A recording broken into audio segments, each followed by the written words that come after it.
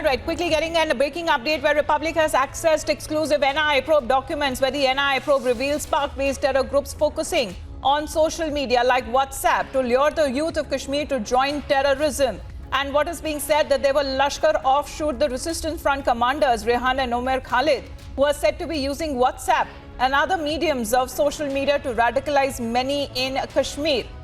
Now, the process of online radicalization that is being called as digital radicalization, and they are actively being supported by generic educated members at times, as people who are on the other side of the LOC have tried to lure the people of Kashmir, especially the youth, and all the privileges that are available to them, that they continue to poison the mind of the youth through online mediums. And that's the probe document by the NIA that has been exclusively accessed by Republic at this point where Pakistani handlers are in a way desperate to revive terrorism in the valley, and this is in a way where they are trying to stop the youth there from joining the mainstream.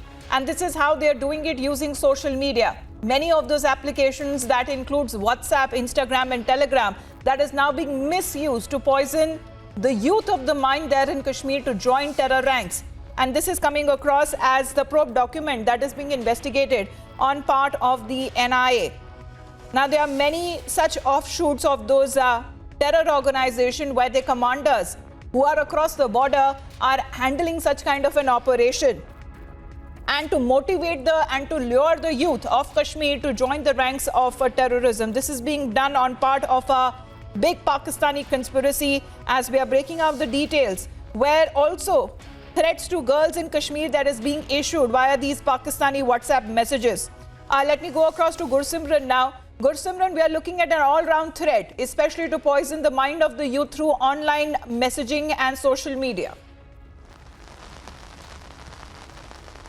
Yes, indeed, and this is a threat that is being posed by the Pakistani handlers who are sitting across but using social media to lure youth of Jammu and Kashmir to join terror ranks. And this is the copy of the investigation. I'll request if Gaurav can show this part of the paper. This clearly mentions that the group admin was an individual, namely Rehan, who was a Pakistan-based handler of terror group Lashkar-e-Toiba, hailing from Karachi. The highlighted portion, WhatsApp group, which was a tool to lure member towards militancy, and they are praising the kill terrorist proactive videos and audios of terrorist and Pakistan-based fundamentalist preachers. It also went on to say that Pakistani-based handlers, namely Rehan and Umar Khalid, were in touch with lot of individuals in Kashmir Valley in order to lure them to join militancy. And apart from that, on the third portion, it is clearly mentioned that WhatsApp group, which were created by Pakistani militant named Rehan, was radicalizing youth from Jammu and Kashmir for jihad, and they assigned the youth from Jammu and Kashmir to carry out ID blast in crowded places in Jammu. This was averted, and in the last paragraph it can clearly be seen that WhatsApp groups regarding pasting of some posters in Shopian directing girls to wear clothes properly as per Islamic traditions, and that failing to follow these would result in dire consequences, even death punishment by quote-unquote mujahids. That means the terror threats that were issued to the girls of Kashmir, asking them not to wear the Western culture dresses, it was also using the WhatsApp group. So how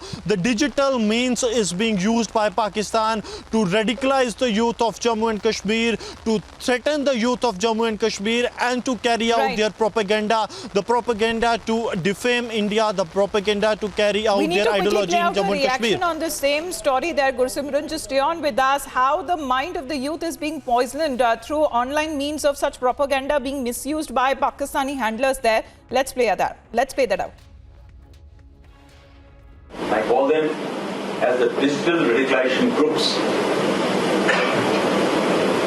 By the way, they are adequately supported by well-read, educated members, at times doctors, professionals, people who are in the teaching job, educationists, businessmen, who on this side of the LC in Kashmir Valley have got all the privileges available to them in the world.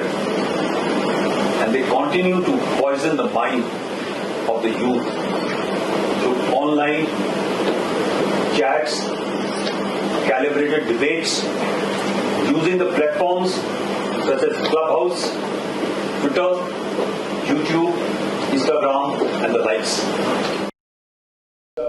Colonel Rohit Dev is with us with a quick update because, sir, we are looking at the NIA carrying out the investigation, and these are serious, concerns that are being raised as to how radicalization and fundamentalism is being passed through online media to the youth of Kashmir, sir.